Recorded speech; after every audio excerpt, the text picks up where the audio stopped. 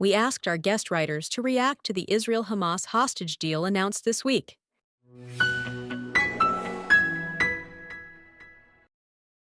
Just one move in a large chess game. My thoughts have changed over the day, as sunshine gives way to dusk, and about 24 hours have passed since there was an official announcement of the hostage deal. But the pain and sadness in the pit of my stomach is a constant. At first, I felt a huge sense of betrayal.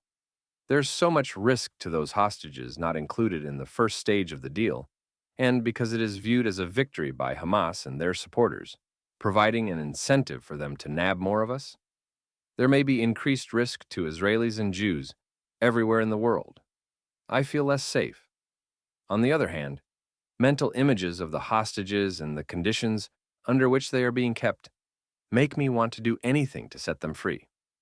These conflicting feelings of relief I hope will soon come to hostages and their families versus fear for all of us, rage within. I'm hoping to find out that this was just one move in a large chess game where you give up one piece to protect your king and checkmate your opponent. That there is possibly a bigger gain at stake here would be the only thing that would justify, for me, the damage this deal is doing to Israel's deterrence and to the confidence we gained through our magnificent operations in this war we did not ask for. Sherry Oz, from the Israel Diaries newsletter.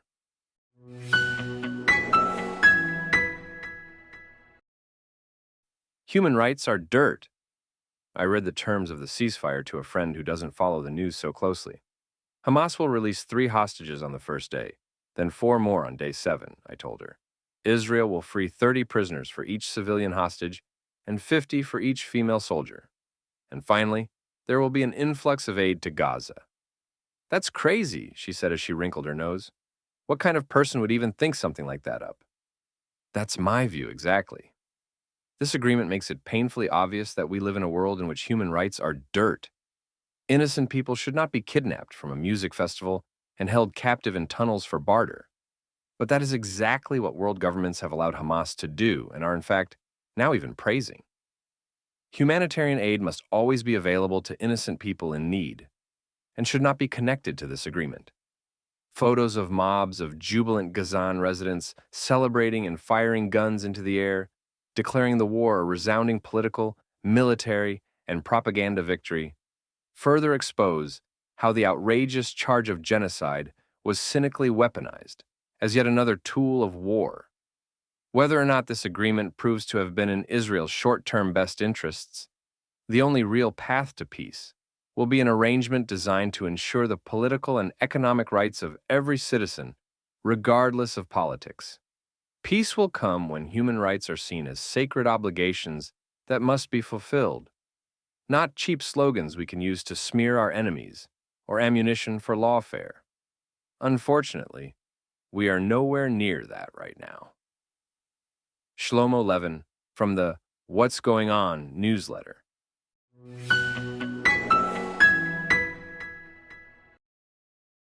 The urgency is very real, but so is the risk for the rest of the nation. I feel sick. The details coming out about what we've agreed to sound disastrous to me.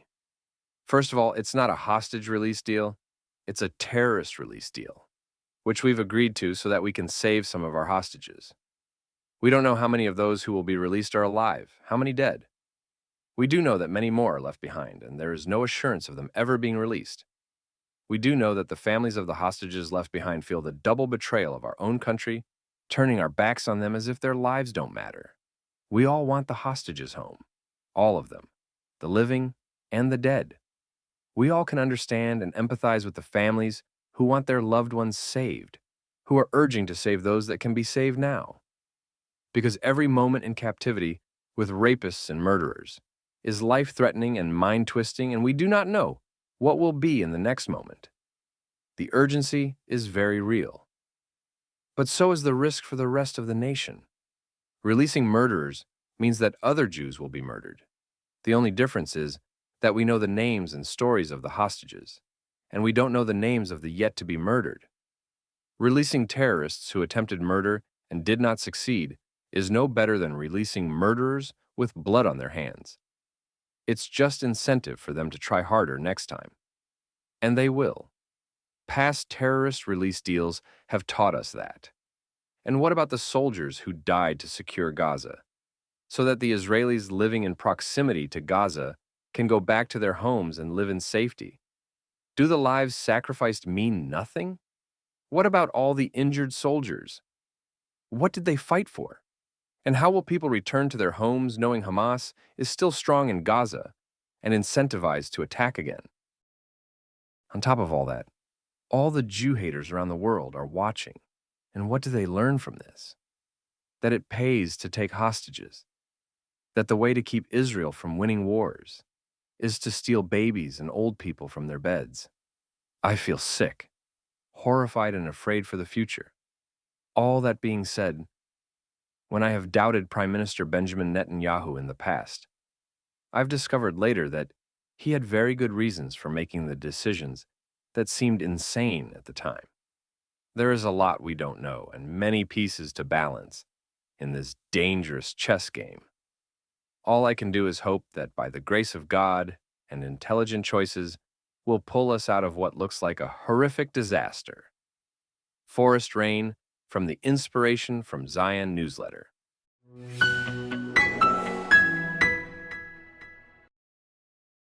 Desecration of God's name. A few days after October 7th, the main objective of the war, the release of the hostages, became unattainable. The hostages had been squirreled away so that they could never be located by friendly forces, let alone rescued. So, by our own definition, we lost the war a few days after it broke out. The other stated objective, crushing Hamas, has not been attained either after a year and a half of fighting. So it becomes worse. In a real sense, this war was lost before it even began. Hamas will never willingly give up all of the hostages, because that is their only leverage, and thus their only guarantee of survival. Any idiot understands that. So, what is left? I, amongst others, referenced Sophie's choice, accenting the psychological torture of having to choose who gets released. We might as well have referenced the Kastner train, the last train out of Hungary before the final curtain went down. Kastner, a Jew, negotiated directly with the Nazis and chose who would be on that train. Family, of course, and other assorted friends and acquaintances. Tough luck for those left behind. That is the message being given to the unchosen ones and their families. Tough luck. This is a moral outrage. Israel should never agree to any deal that does not include every hostage. That we have in this case will come back to haunt us. Israel is not morally resolute. This is a great shame and a Hilul Hashem, Hebrew for desecration of God's name. Ehud Nior, from the Apiska site newsletter.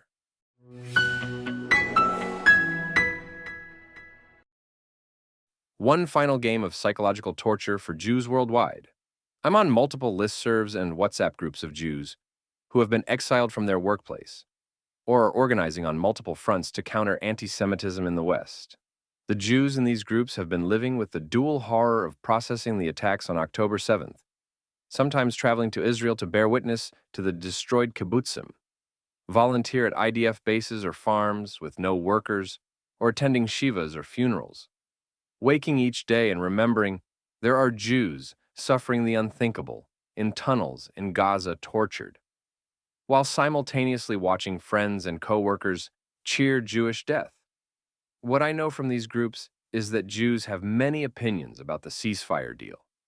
Some are furious, many are hopeful and praying for peace. But I can't help see how much Hamas, in their final throes of existence, loves to torture Jews. They forced Israel to make a Schindler's List, or Sophie's choice of who will live and who may not. And now they will release hostages in an excruciatingly slow drip. One final game of psychological torture for Jews worldwide. But the only thing I can think about is the people. I met Romi Gonen's sister at Omer Nutra's Shiva. Is she alive? Can she ever return to the person she was? I met an uncle from the Bibas family. Can their children possibly have survived? If the parents are alive, how will they ever overcome what they've gone through? And I think of my cousin, tortured and sterilized by Mengele, who dreamt every night that she'd grabbed her younger sister's hand at Auschwitz and pulled her toward life.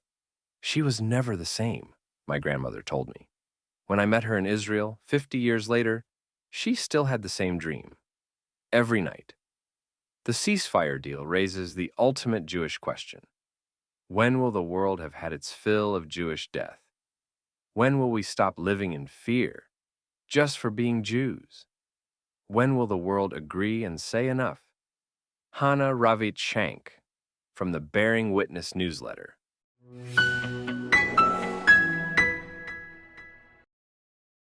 A midpoint in the war. In terms of the deal itself, there is no right answer. My heart is with the hostages and their families, but in terms of Israeli security, the deal leaves Hamas as a player, still in power in Gaza and reorganizing. History has not ended. The wisdom of this deal depends on what Israel does next. If this ceasefire becomes permanent, it will be a clear victory for Hamas. That is unacceptable. Once the hostages are back, Israel must resume pursuing its goal of destroying Hamas and do so with maximum prejudice. Hopefully, a Donald Trump administration will give Israel the room to do this. Frankly, it is what should have been done on October 8th, 2023. Israel has hugely reduced Hamas's military capabilities, the threat it poses, and Iran's power, so it is too extreme to say this deal means the war has achieved nothing. However, for Israel to make it count really and claim a victory, it must view this as a midpoint in the war, and no way the end of it. Israel must not make the mistake of choosing illusory peace over security. Nachum Kaplan from the Moral Clarity newsletter.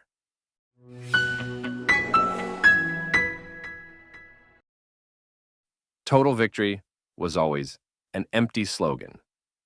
The ceasefire deal that was announced last night is not, as some are claiming, the same as the deal from 8 months ago.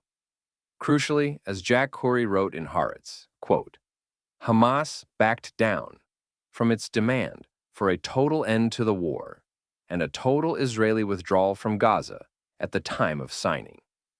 End quote. This is why the Religious Zionism political party wants the war to resume at the end of the first phase of the deal and has an alibi, at least for now, to remain in the government. The problem with the deal is that, like the Oslo Accords, it postpones the crucial issues to a later phase. Most importantly, who will rule Gaza when the war ends? That we are still discussing this question represents the total failure of Netanyahu's total victory policy. Total victory was always an empty slogan used by those who don't seem to understand that war is politics by other means, and that the notion Israel would reoccupy Gaza and build new settlements there was always a fantasy. By not acknowledging this reality, they opened the door for a return to the pre-October 7th status quo. The pre-October 7th status quo meant Hamas ruling in Gaza as the evil bogeyman, so Israel wouldn't be forced into concessions in the West Bank. Netanyahu thought that Hamas leaders could be placated by suits of Qatari cash, and the Palestinians could be ignored while he pursued normalization with Saudi Arabia without making concessions. October 7th proved what a terrible mistake this was, but we may yet see the policy making a comeback. Alex Stein from the Love of the Land newsletter.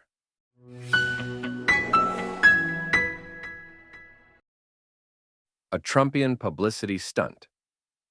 Donald Trump supporters were positively giddy when he said that there would be hell to pay if all the hostages were not returned before his inauguration on January 20th.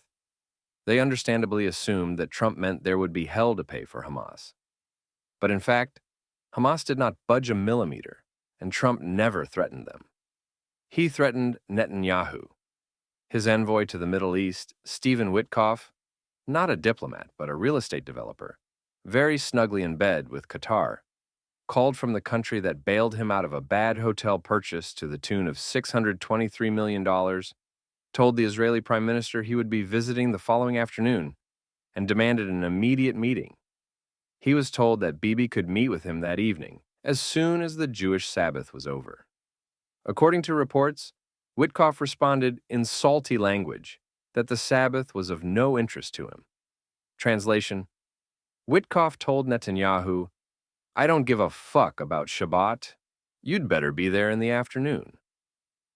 This move seemed designed as a power play, meant to bring Netanyahu to heel and establish his own dominance. Trump has never forgiven Netanyahu for acknowledging Biden's election victory, which is no doubt why he tweeted that video blaming him for our wars the other day. Bibi did in fact break protocol and meet with Witkoff as commanded. He was then informed that hell to pay referred to Israel as well as Hamas. Or, if you want to be truly accurate about the subtext, Israel instead of Hamas. The upshot is that Netanyahu was forced to accept the deal proposed by President Joe Biden, which has been on the table for 8 months, and which he refused to sign for that entire time because it only releases some of the hostages, releases too many terrorists, and leaves Hamas in power. I am inexpressibly grateful for every recovered hostage. But let's be real. This deal is a Trumpian publicity stunt, and the terms for Israel could hardly be worse. Alyssa Wald from the Never Alone newsletter.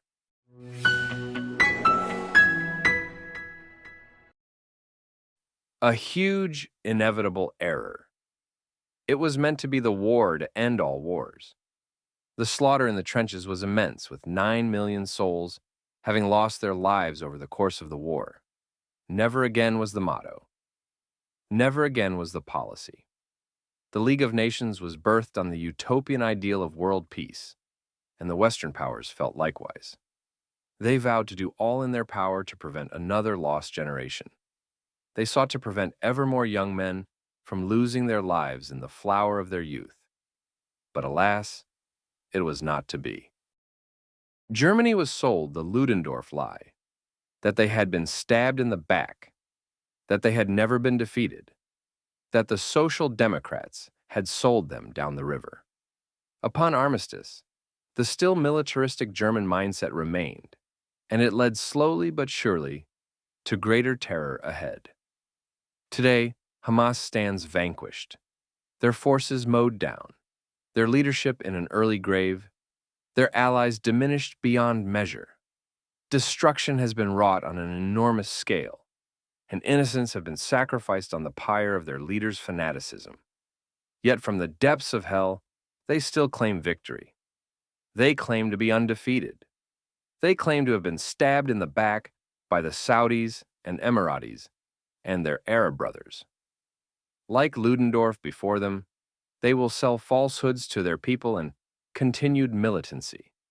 Murder and jihad will be the result. In their attempt to ensure that never again, the international community has created Versailles, the forces of darkness will surely return for one last unthinkable fight to the death. The international community called for armistice now, and so it had to come. They prioritized the temporary end of human misery for the price for its assured recurrence. The Americans and Europeans could have demanded an immediate Hamas surrender, an immediate return of the hostages, but they refused to do so. Throughout the entire war, the whole global commentary has been centered on casualty numbers over grand strategy. The powers that be wanted death to end, so they called for war to end. Ceasefire over surrender, humanitarianism over real peace. A huge, inevitable error. Yet without the surrender of Hamas put at front and center of global demands, they were always going to live to fight another day, however gingery, however diminished. In this context, Israel had no choice but to agree to this hostage deal and take stock knowing that their Second World War is a decade or more around the corner. We know what will happen next. Palestinian rearmament, Palestinian nationalist militarism, Palestinian violence, international appeasement, Munich, Czechoslovakia, Poland, war, and finally, genuine surrender. At that moment, when the Ludendorff Doctrine has finally expired and Hamas hatred is dead in a bunker, will the Palestinians finally find democracy and freedom in the heart of total defeat? Like the Germans before them, they will look back at their Victory in Europe Day as an act of national salvation. But that day will only come to pass after much violence and needless death, and so we must wait once more for the Führer. Only then, when Islamism and Arab rejectionism die with him, will all the peoples of the Middle East, Jews and Arabs among them, finally be free. Daniel Clark Serrett, from the Ger and Shalom newsletter.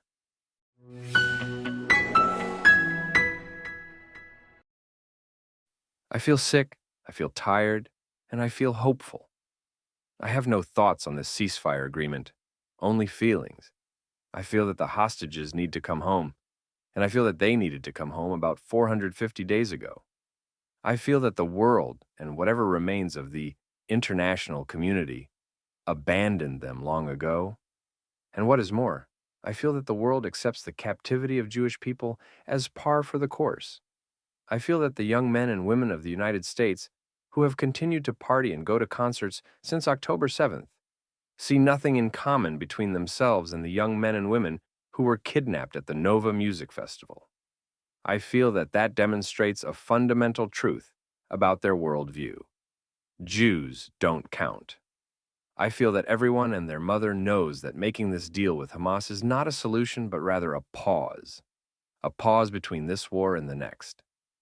And I feel that the world is quite okay with that. In fact, that seems to be exactly what the world wanted all along.